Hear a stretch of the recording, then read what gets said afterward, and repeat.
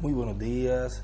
Un mwaramutse saludo al misionero hasho kuri Miguel missionnaire Marín Miguel Bremudas y Marine a todos los ndetse ministros, n'abakozi b'Imana hermanos y bose hermanas bene que data hoy bashiki bacu uyu munsi están reunidos bakoraniye hamwe en los diferentes países mu bihugu como bitandukanye Colombia, que me nko muri dijeron que Colombia tenían un día nambwiye libre yuko hoy, bafise umunsi y w'akaruhuko uyu munsi en ko muchos bataja ku lugares kazi ni me han konji escrito pastores ndetse n'ahantu henshi que sus banyandikiye iglesias están abapasiteri reunidos, yuko baza kuba bakoraniye hamwe también n'amakoraniro en yabo n'amashengero yabo Venezuela, en ndetse no México muri también, Venezuela no muri Mexique en Chile, muri en Chili Bolivia, muri en Bolivia Venezuela, muri Venezuela en Ecuador, muri Ekwateri en España, muri Espagne en Norteamérica, Amerika ya en ruguru todos los lugares. ahantu Hoy hose uyu me informaron munsi que bambwiye ko no más de 2 o 3 si munsi lugares y'ibibanza van a bibiri estar, canke bitatu y aho otros que baza también kuba ya bakoranye por costumbre por las ndetse mañanas se n'abandi reúnen. bamenyereye gukoranira hamwe De hoy, mu gatondo lunes 17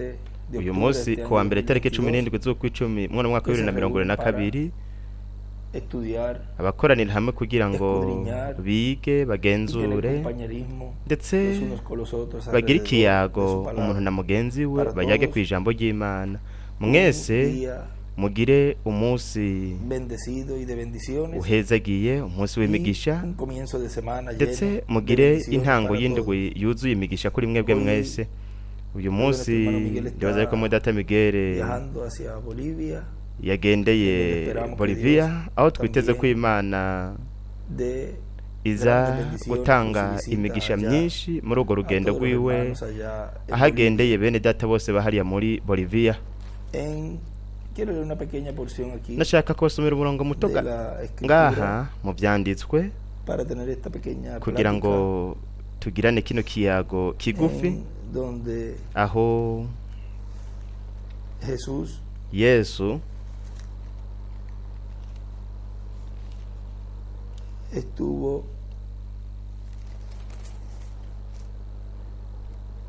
hablándoles yariko a sus discípulos aganira n'abigishwa biwe lo que le acontecería ababwira en el ibizomubako Evangelio según San Lucas, mu butumwa capítulo bwiza bwa Luka 18, igice verso cya 18 umurongo wa 31 34. kugeza ku 34.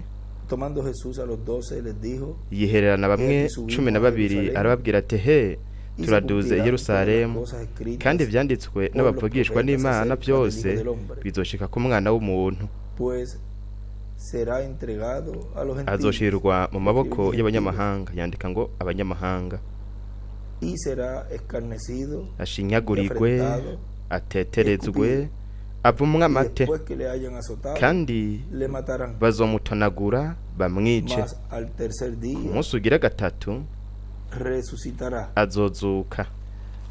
Pero ellos ariko bo nada comprendieron ntibagira ico de batahura estas cosas, muri ivyo y esta palabra kandi les iryo era jambo encubierta, bari y no barihishijwe entendían ntibamenya lo que se les decía. ivyo babwiwe. Ahora rero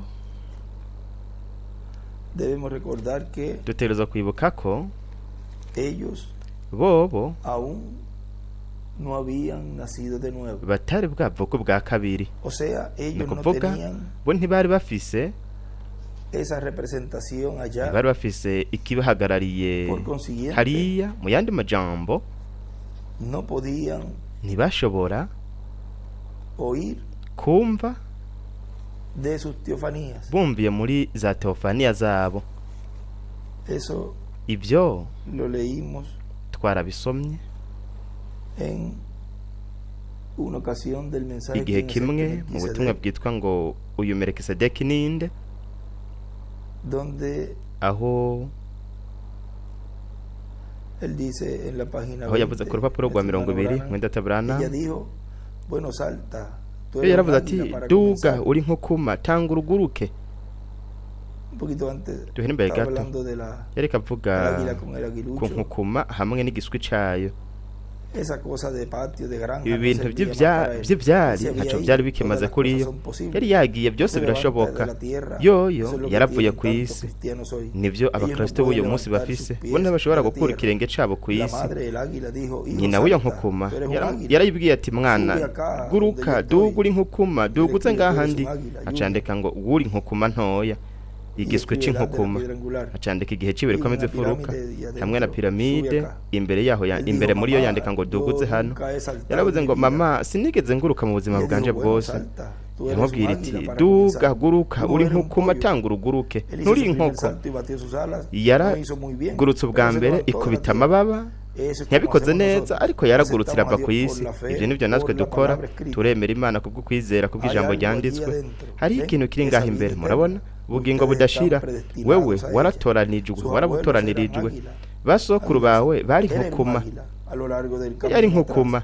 uhereye muri ino nzira usubira inyuma, inkukuma ntivangana n'ikindi kintu, ntabwo ari kivange, ntiyigera ibikivange na kimwe, ni nkukuma. nuko rero umaze kumenya yuko ijambo ry'ukuri ry'Imana ari ibyo kurya by'inkukuma, nuko waretse ibindi bintu byose, nuko warabombwe mu ishusho nzima y'Imana nzima. wewe warumvise biciye muri Teofaniya. n'umubiri ngaha ku isi niwasambuka, niwahera, turafise ubundi turindiriye. aca yandika ngo, kumvira muri za Teofaniya, ishusho y'Imana bingana Teofaniya. urabona yuko bo ngaho ntibari bafise, ntibari barapfutse ubwa kabiri. ni ukuvuga ntibari bafise uyu marayika umwe wese muri twebwe afise, kugira ngo batahure ibyanditswe. ariko murabona ko hakiriho ibintu ibyo we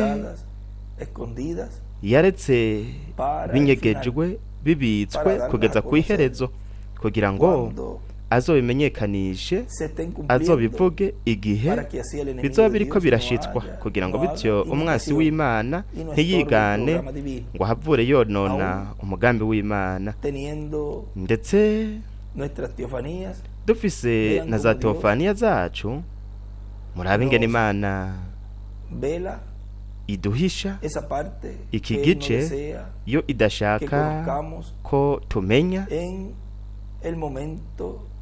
mu gihe ico dutegereza kukimenyeramo. hataragera ico gihe, nubwo ibandanya kugihisha, ariko ego turatahura, turaza abo turibo, impamvu turi hano, ndetse naho turiko turagana, turerekeza, ndetse kandi turanatahura ibizoba mu kugaragara kwa nyuma k'ubwo bukozi bw'Ivyahishuriwe 11. tuzotahura, no kuvuga ngo turatahura ikizoba bako, impamvu ico bo hariya mu kuza kwa mbere batatahura. baravuga bati, ibintu nk'ivyo ntibikakobeko. bo barababara cane igihe cose Yesu yababwira kuri ibyo. twebwe ntabwo tubabara, ariko ntituvuga ivyo ngo ibintu nk'ivyo ntibikakobeko, kuko ico gice twebwe turagitahura, kuko ni kubw'impamvu y'Imana. murabona, ibyo bobo ntibari bwabitahure muri ako kanya.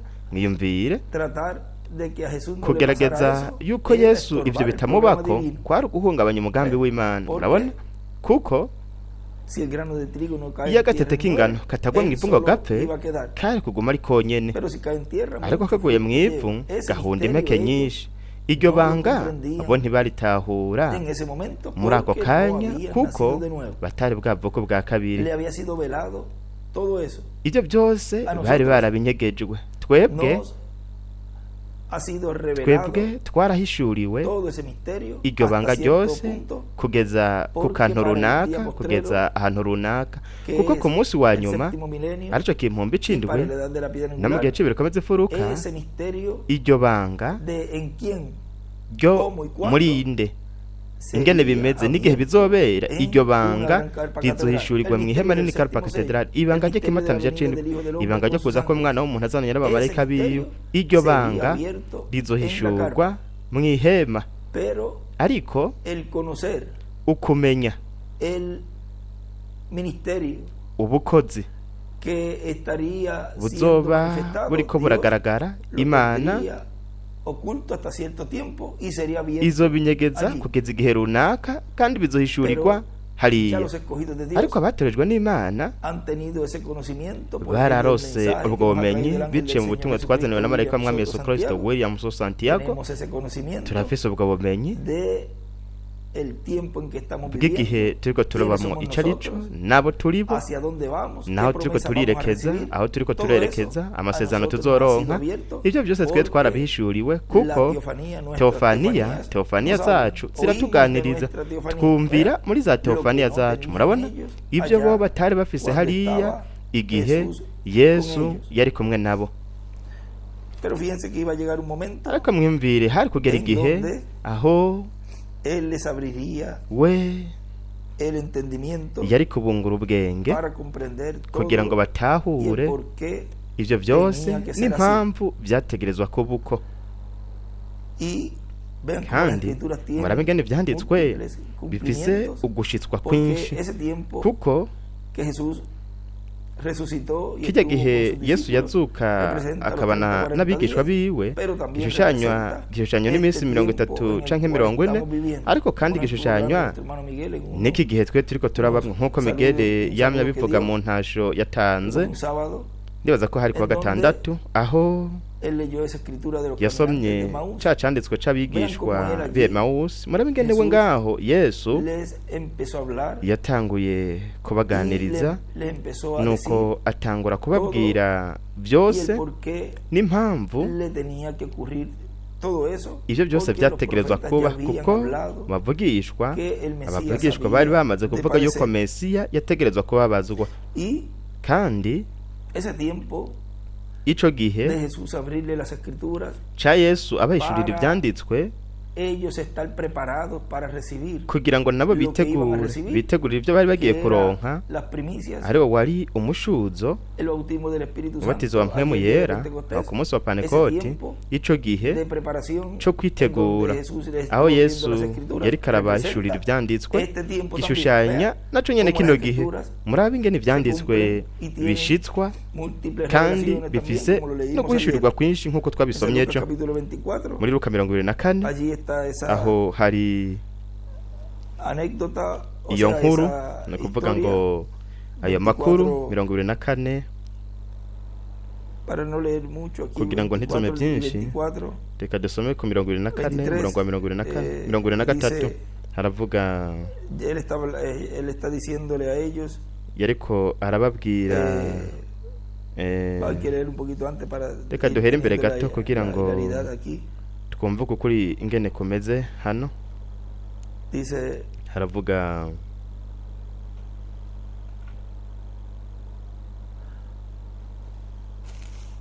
Verso 13 dice, y aquí 2 de ellos, umurongo wa 13, uwo munsi nyene abiri muri bo bari mu nzira baja mu mihana ahitwa Emmaus, ni kure y'i Yerusalemu nk'urugendo rwa stadiyo 60, bavugana ibyabaye byose. Bakivugana babazanya, Yesu bwiwe arabegera ajana nabo, ariko amaso yabo atabwamo uruhuni ngo ntibamumenye.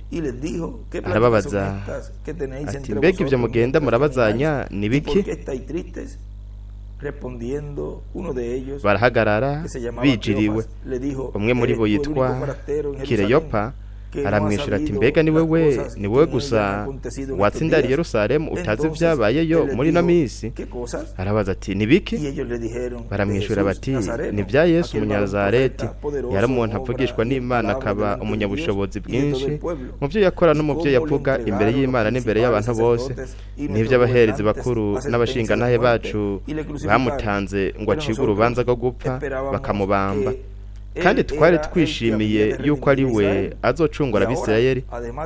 Kandi kigeretseko uyu no munsi ugira gatatu uhereye aho ivyo bibereye. Kandi n'abagore bo muri twebwe badutangaje, bazindutse baja kumva babuze ikiziga ciwe baraza batubarira yuko abamarayika babiyeretse bavuga yuko akiriho. Murabona bobo bariko baravuga bashinga ino ntahe ano majambo buno butumwa bano bamarayika bari babwiye bano bagore bavuga yuko ariho, kandi na bamwe bo mu bari kumwe natwe bagiye kumva basanga ariko biri uko abo bagore batubariye, ariko we ntibamubona. Arababwira ati yemwe mwambura bwenge, imitima yanyu itevye cane kwizera ivyo bavugishwa n'Imana bavuze byose. Mbega Kristo ntiyarakwiye kubabazwa atyo ngo abone kuja mu bwiza bwiwe? Atangurira kuri Mose no kubavugishwa n'Imana bose, abasobanurira mu byanditswe byose ibyanditswe kuri we.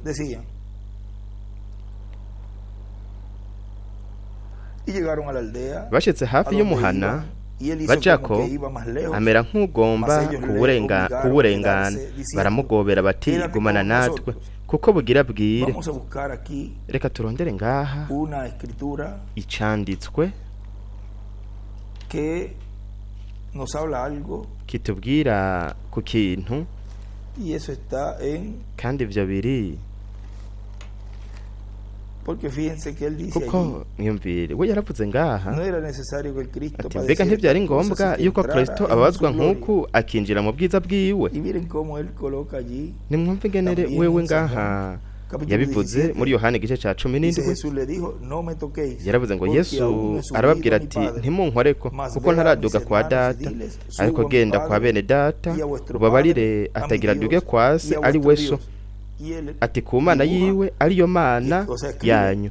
Aca yandika we. Mwibuke yuko yari yatubwiye yuko yategerezwa kuja mu rugo wa data wa mwijuru mu bwiza.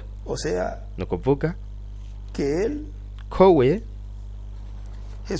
Yesu yategerezwa kuja hariya kugira ngo ku munsi wa Pentekoti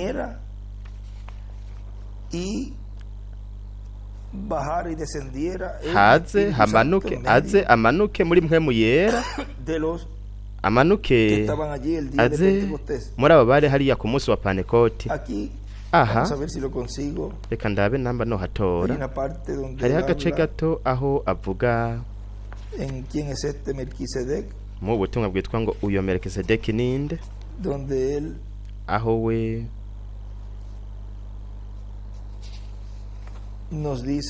atubwira yuko azoduha kuri teofaniya yiwe canke kuri teofaniya ikomeye. Sene nategakanije ngaha hafi, hanyuma tuzoharondera. Ariko mwimvire kuri ibi ingene we ngaho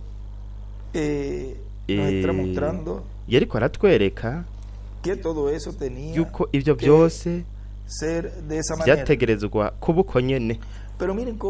Ariko nimwumva ingene kino gihe c'ukugaragara kwa Yesu yiyereka abigishwa biwe hariya, ariko avugana nabo, bitwereka ingene Imana muri kino gihe izoba iriko iradukurako igitwikirizo, umwitwikiro, kugira ngo tubone ko ariyo nyene iriko iduhishurira ivyanditswe. Kandi reka dukomeze hano dusome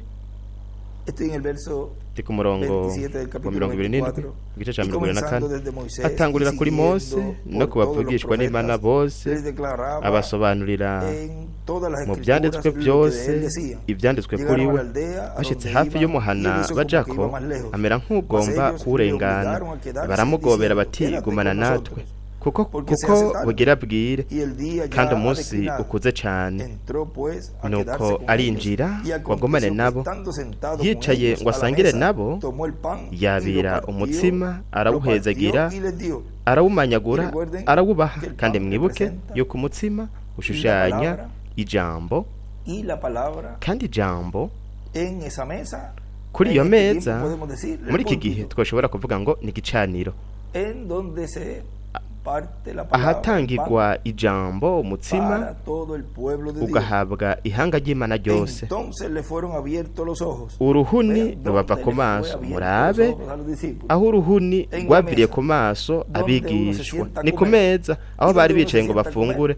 Kandi aho umuntu yicara ngo afungurire mu ishengero, umuntu aricara nuko akicara kugira ngo afungure, no kuvuga ngo aricara muri ico kibanza kugira ngo aronke imfungurwa zo mu buryo bw'impwemu ziva kuri uwo, ariko aravuga amanyagura umutsima, amanyagura ijambo, aribabwira. Aho rero biciye muri ubwo butumwa buba buriko buravugwa, izo nyigisho, niho abungura ubwenge muri kino gihe, abahungu bose n'abakobwa b'Imana, nuko bagashobora kubona yuko ari we. Uruhuni rubava ku maso, baramumenya, maze arakamangana, ntibaba bakimubona. Baravugana bati, mbega imitima yacu ko yari kwiragurugumba aho yari kwavugana natwe mu nzira, aduhishurira ivyanditswe. Acandika ku ruhande ngo yabahishuriye ivyanditswe. Ako kanya barikora, basubira i Yerusalemu, basanga bamwe 11 bakoranye, bo n'abari kumwe nabo, kandi bavuga bati, nukuri umwami Yesu yazutse kandi yabonywe na Simoni. Nabo babadondera vya bindi vyo mu nzira, kandi yuko bamumenyeshejwe nuko yamanyaguye umutsima. Mbega ni gute abigishwa bamumenye igihe yari kamanyagura umutsima? Mbega ni gute ishengero mugeni ryo muri iki gihe ca nyuma rizoba ariko riramumenya igihe azoba ariko aramanyagura ijambo, igihe azoba ariko arabamenyesha ijambo? Aho niho bariko baramumenyera. Kandi aho imbere gato mw'igice nyene ca 24 muri Luka haravuga, canke tubane dusome ngaha nyene ku 36 bakiriko baravuga ivyo, Yesu ubwiwe ahagarara gati muri bo, arababwira ati, amahoro abe muri mwebwe. Ariko bafatwa n'ubwo bacika ivutu, bagira ngo n'umuzimu babonye. Arababaza ati, ikibahagaritse imitima ni iki? Kandi niki gitumye muburanisha imitima? Nimurabe ibiganza vyanje n'ibirenge vyanje, mumenye ko ari jewe ubwanje. Nimunkorakore murabe, kuko umuzimu utagira inyama n'amagufa nk'ivyo mumbonana. Avuze ivyo abereka ibiganza vyiwe n'ibirenge. Akanyamuneza kakibujije kuvyemera, bariko baratangara. Arabaza ati, hari utwo kurya mufise hano? Bamuha igihimba c'ifi yokeje hamwe n'igipande c'ubuki. Mwibuke yuko abaje baravuze bati, tuzofata imibiri hanyuma dufungure. Murabe ingene neki canditswe co ngaha naco nyene kiriko kirashitswa kugira ngo gihinduke kuri muri kino gihe cacu, muri aba bazoza bavuye mu buringanire bwa gatandatu. Aracabira akirira imbere yabo, arababwira ati, aya n'amajambo yanje nababwiye nkiri kumwe namwe, ingene vyanditswe kuri jewe vyose mu vyagezwe vya Mose no mu majambo y'abavugishwa n'Imana no muri Zaburi bikwiye gushika. Maze abungura ubwenge ngo batahure ivyanditswe. Aca yandika ngaho ngo yarabunguye ubwenge, no kuvuga ngo yabahishuriye iryo banga kugira ngo batahure ko yariwe, ko ariwe yariko arabahishurira ivyanditswe. Kandi n'uburyo yariko arabikoramwo naco cari ikimenyetso cerekana ko yariwe. Kandi numurabe hano uko havuga mu butumwa, uyu Melkisedeki ninde?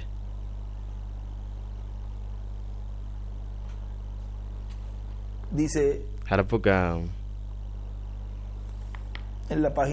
ku rupapuro rwa 36 hepfo, baravuga ngo ni inshuro zingana iki mu bitandukanye by'ishengero aho warungika ibintu abantu bikabananira kwakira umuntu yamarika arahimbaza Imana ubudasiba ku byo yakoze avuga yuko hari ibintu bikomeye cyane izokora ariko akirengagiza ibyo iriko irakora uko niko byamye mu bihe byose kubera ko ishengero ry'abayiroma ritashoboye kubona mutagatifu Patricio nk'umuvugishwa w'Imana kubera ko ibishe Yohana bakamwicisha umuheto mu gihe yari umuvugishwa bakamuturira nk'umupfumu data buri gihe nuko byamye wewe urabinyegeza imbere y'abanyabwenge n'abahanga niyo mpamvu wabwiye babaherezi ati mwebwe murashariza imva z'abavugishwa kandi ari mwebwe mwabishe mwabashize ngaho mwabahambye bamaze kugenda bo baca babona ikosa ryabo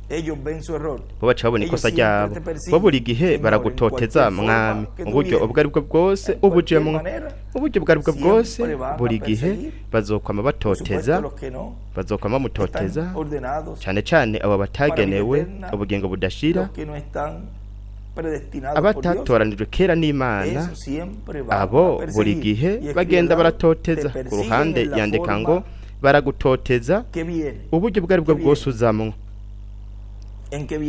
mu buryo bwose ujamwo baragutoteza uburyo bwose uzamwo ndasenga mwana Jorman iyi ni inshuro imwe gusa ejo tuzogira isaha yo kuja Tikson ikindi gice cy'isi mu kindi gisagara aho dutereza kuvugira ubutumwa ariko mana data harashobora kuba hatamenyekanye ngaha muri iri joro yuko humvikanye ijambo ryawe riko riravugwa ariko bakaba batigeze kuribona rigaragara nkuko nabigusabye nk'itangura igihe bajya bigishwa Kireyopa hamwe n'inshuti yiwe bari bagiye Emausi bariko baragenda muri iryo nzira nuko uca urabiyereka utangura kubaganiriza nyuma yo kuzuka warababwiye ubutumwa kuko waravuze ati mwabijujumwe muteba mufise imitima iteba kwizera mbega ntimwari muzi ko Kristo ategereza kubabazwa akinjira mu bwiza bwiwe akinjira mu bwiza bwiwe ariko bobo ntibari bwakomenye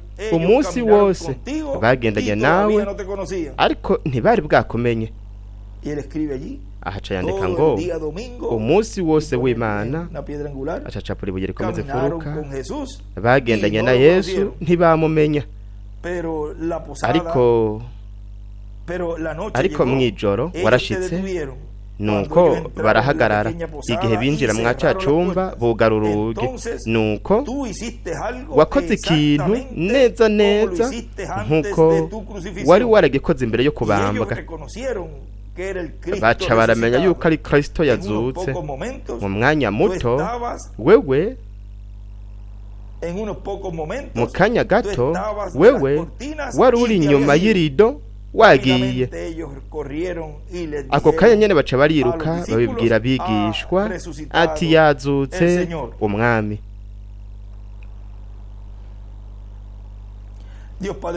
Mana data ndizera yuko n'ubu gihari ndabizi kandi warabitweretse inshuro nyinshi woshobora inshuro imwe gusa mwami woshobora kongera kubitwereka iyindi nshuro imwe namba twagira ubuntu imbere y'amaso yawe bitwemerera iyindi nshuro imwe gusa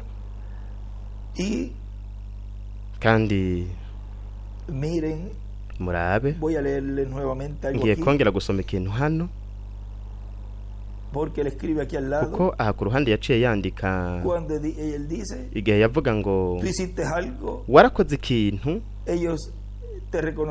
baca barakumenya ati warakoze ikintu neza neza nk'uko wari wagikoze imbere yo kubambwa nuko nabo baca barakumenya baca baramenya yuko yari Kristo yazutse mu ako kanya gato wari uri inyuma y'irido wagiye aca yandika ngo inyuma canke inyuma y'irido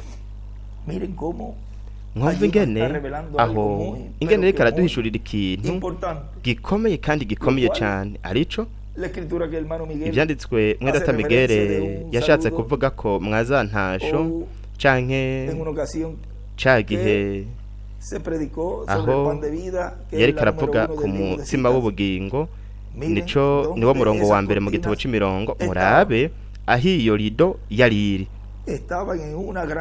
yariri mw'ihema rinini Carpa Cathedral ku rupapuro rwa mbere ku rupapuro rwa mbere paragrafe ya mbere haravuga hagati na hagati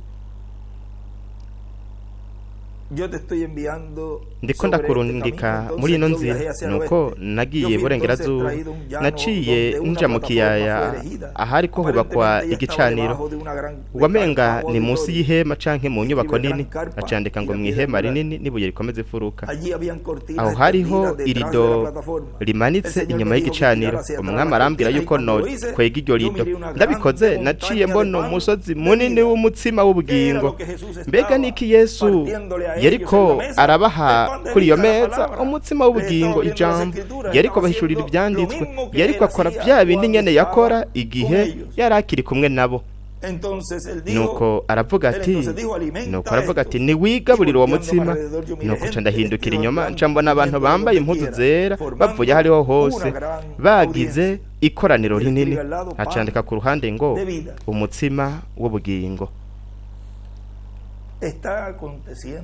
hariko haba hagati mw'ishengero ry'Imana hagati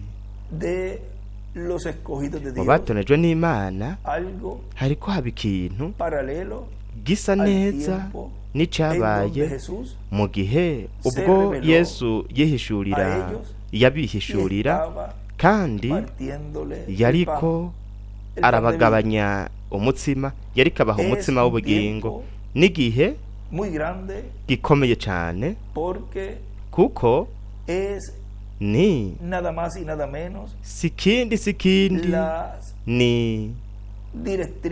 uburongozi ni inyigisho z'ibyo dukeneye kumenya kugira ngo turonke ukwizera ko kunyakugwa bya bindi nyene bo bariko bararonka muri rya minsi kugira ngo babe biteguriye kuronka kijya gice umugabane wa mbere ari mpwemu yera Imana isuka mpwemu yera kugira ngo bityo umuhungu wese n'umukobwa w'Imana bagire ico kibahagarariye mu kwizera Kristo nk'umukiza wabo boze bya mu maraso ya Kristo bityo bavuke ubwa kabiri ico gituma habaye kije gikorwa ciza cyane yakoze ku musabe Karuvariyo hanyuma ku munsi wa Pantekoti yaramanutse ngaho arigabanganya nuko uko niko rero byamye biba muri na myaka 2000 yose ndetse no muri iki gihe cacu aho haba kuno kubisikanya kw'ibiringo kandi kwiherezo ry'izi nyigisho ibi byose twabwiwe kandi turiko turabwirwa ndetse n'ibizovugwa byose no kugira ngo bidutegurire ikintu gikomeye cyane arico muri kahise k'ikiremwa muntu kitigeze kuba ari umuzuko hamwe no guhindurwa kwacu ikintu c'ubuvugishwa gikomeye cyane mu bihe byose ni ikintu umwe wese muri twebwe turiko turategurirwa kugira ngo tukironke tucakire umutima bwito ngo Yozefu imbere y'abantu kugira ngo abaziganirize ubuzima bwavuze tariki 12 z'ukwa gatatu muri 2017 muri Austin, Texas yari karavuga igihe yihishurira Yozefu igihe yihishurira bene se ariko nimwumva ico yavuze hano Yakobo rero yaramurungitse yabaga no kuvuga Benyamin kandi niwe yarasigaye umuhereze Benyamin shusho n'ingero y'ibihumbi 140 by'Abaheburayo 12 bya buri muryango igihe bo bazogaragara azokwishurira bene wabo no kuvuga ngo Isirayeli imbere yaho hazoba igihe cyo kurindira hazoba igihe ngirakamaro cyane kuri Efraimu murabe ninde agenewe ico gihe ni Efraimu bandanya kuvuga ngo ni shusho n'ingero y'ishengero ry'umwami Yesu Kristo mu yandi majambo duteroza gukoresha neza kano gahe kagufi dusigaranye twavuga ngo ni nk'igihengeri ico duteroza gukora mu mugambi w'Imana dutegereza kugikora ubu hanyuma bisigaye bigenewe abayuda ibyo duteroza gukorera ngaha ku isi kuko hanyuma tuzoja mu mazima no kubw'umwagazi w'intama mu rugo rwa data wo ijuru mu mazimano y'ubukwe bw'umwagazi w'intama. Kubw'ivyo rero twisunze ibishushanyo n'ibigereranyo turiko tuba mu gihe c'ubwiza cyane kurusha ibindi bihe byose, kandi hamwe n'ubumenyi bw'intambuko twemerewe kubamo, intambuko y'ukuza kwibera ikomeza ifuruka, ukuza k'umwami ari ryo buye rikomeza ifuruka mu ntambuko canke igihe gisa neza na kijya c'ukuza kwa mbere k'umwami, hamwe n'intangamarara ya Revera William Branham ari we yabaye integuza kuza k'umwami muri iki gihe ca nyuma, nk'uko na Yohana Mubatizi yabaye integuza, aba integuza yo kuza kwa mbere k'umwami mu gihe ciwe. Kino gihe ni kirasa neza nk'uko bitubwira we hariya, kirasa n'igihe cyo kuza kwa mbere k'umwami. Nico gituma dukoreshe neza kino gihe, muri kino gihe c'ukwitegura, muri kino gihe aho Imana iriko iraduhishurira ivyanditswe, iriko iratwungura ubwenge kugira ngo dutahure uwo ari we, dutahure uyu ariko araduhishurira ivyanditswe uwo ari we, kandi twoshobora kuvuga dushize amanga, kandi twoshobora kubivuga dufise umutekano wose yuko turiko turabona muri kino gihe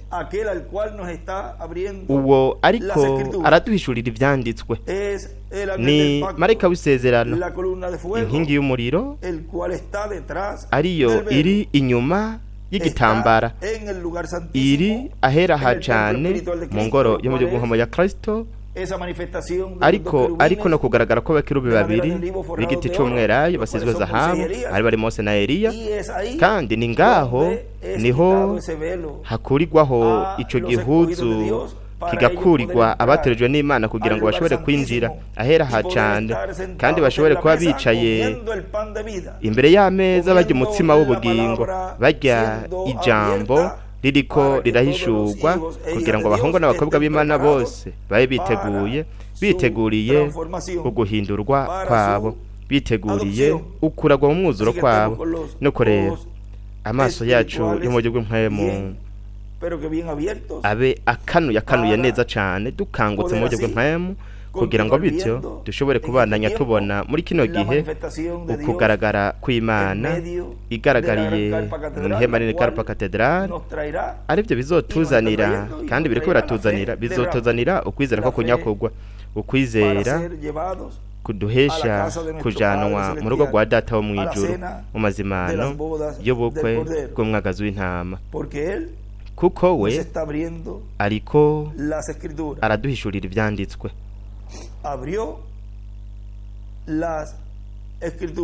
Yarahishuye ivyanditswe. Twoshobora iki cyanditswe kugishira ngaha aho yanditse ngo yahishuye ivyanditswe. Uko niko twoshobora kwita iki cigwa kumbure kugira ngo iki cigwa gisomeke neza.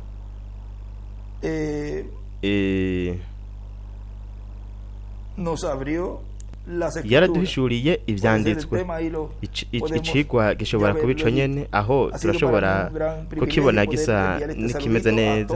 Kuri jewe ryari hibwe kubarungikiriza intasho bene data mwese mwansavye uhereye mwijoro akajambo k'intasho kuri mwese, nuko rero mwese muri izi ntasho ndazibarungikiye, kandi bityo nakoresheje kano kanya mu kubasomera ino mirongo. Namwe rero mukoresha aka kanya kugira ngo mwandike ino mirongo yose nabasomeye. Imana ibahezegere, Imana ibarinde, mubandanye mugira umunsi hamwe n'indwi y'umunezero byuzuye imigisha ya Data wo mw'ijuru. Kandi izi ntasho murashobora kuzishiramwo mu bikorane bitandukanye muzogira muri ino ndwi. Imana ibahezegere, Imana ibarinde, musengere cyane mwe Data Miguel kugira ngo Imana buri gihe imufashe, imukomeze, kandi akomeze kuba umugisha kubwa bene data bose bo muri Amerika Latine yose. Ndetse byongeye nk'uko yatubwiye, ntibikenewe kuguma aja mu bibanza bitandukanye, kuko kubera ko tuba turiko turarungika itumatumanako, kandi tukaba turiko turarungika n'ibitabo bibanza byose, ndetse no kuri interinete ndetse no mu buryo butandukanye bwose bw'itumatumanako, kuko nk'uko yavuze yuko bidakenewe ko aguma aja mu bibanza bitandukanye, kuko uwatonejwe n'Imana muri kino gihe, kubera ko Imana iriko iraduhishurira idukuriraho igitambara kugira ngo dutahure kandi tubone ahari ijambo. Nuko rero abatoranijwe bazomubona, bariko baramubona. Nukuvuga ko ari igihe ciza cane giteye igomwe, aho hari kuno kwegerana k'uburinganire bwa gatandatu, aho Teofaniya ziriko ziripfuza kwinjira mu mibiri yacu. Tumeze nka kakama kurume turiko turajugumira kugira ngo izuba ritwakiye ritumuritseko, ino zuba rizokwaka ryake mu mururumbo waryo wa nyuma, aho tuzoce tunyakugwa, kuko turiko turashigwa imbere y'iryo zuba, ari umunsi mushasha w'ikiringo. Turi ngaho turiko tumurikirwa n'iryo jambo, ariryo rizodukomeza mu mwuzuro, kugira ngo bityo tube twiteguriye ukuragwa mu mwuzuro kwacu, guhindurwa hanyuma no guhindurwa. Ni vyiza, ese Imana yabahezagira, Imana ikabarinda, kandi kuva uyu munsi twari twanabivuze ejo, uhereye uyu munsi tuza kuba turiko turarungika itumatumanako kuri satelite kuva saa 4 ukabandanya, kuva saa 4 kugeza saa 6, bivana nuko n'umwanya iyo mirongo iza kubimara canke inyigisho za gushiramwo. Ariko kuva saa 4 birashobora gufata nk'amasaha 2 canke amasaha 2 n'inusu, biraza kuvana imisi yose kuva kuwa mbere kuza ku gatandatu. Tuzoshiramwo inyigisho, tuzoshiramwo uhereye kuzanyuma, twavuga ngo uhereye mu kw'icumi, ukw'icenda, ukw'umunani, dusubira inyuma, uhereye mu nyigisho z'ejo bundi usubira inyuma, kuko ahantu hamwe baratweretse yuko ata internet bafise, ariko ko bafise antenne, ndetse ni no kure kugira ngo babashire ibitabo, kuko bashiye ibitabo vyoteba nk'amezi 2 canke ukwezi. Ariko baripfuza, baradusabye yuko two transmeta canke two rungika inyigisho. Nuko rero barashobora kwitegura muri ivyo bibanza ahata internet ihari, kugira ngo bategura mu mashini, kugira ngo bafate amajwi, bityo nabo nyene bashobore kugwiza zino nyigisho. Zino nyigisho zose ziriko zirazanwa na marayika w'isezerano, inkingi y'umuriro hagati mw'ishengero mugeni, mw'ihema rinini Karupa Katedrale, kugira ngo bityo twese, umwe wese mu batorejwe n'Imana bari mu micungano itandukanye y'isi, bakire zino nyigisho. Rino kanguro ariryo rizanwa n'imituragaro. Imituragaro izana ikanguro umugeni akeneye, kugira ngo aronke ukwizera ko kunyakugwa, ukwizera ko kwimugwa. Ese Imana yobahezagira kandi kabarinda mwese.